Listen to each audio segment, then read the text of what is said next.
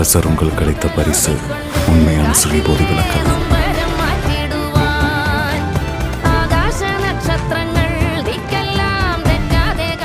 உன் பேச்சு கேட்டு கேட்டு என் புள்ள கலவாணியானது உனக்கு சந்தோஷமா இருக்குல்ல?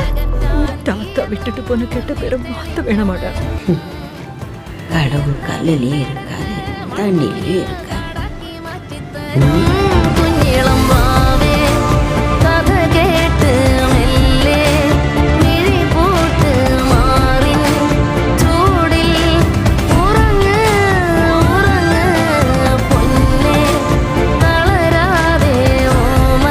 இந்த விளக்கோட என் ஊருக்குள்ள போனா அதுக்கப்புறம் நான் தலை குனிய வேண்டிய அவசியமே இருக்காது.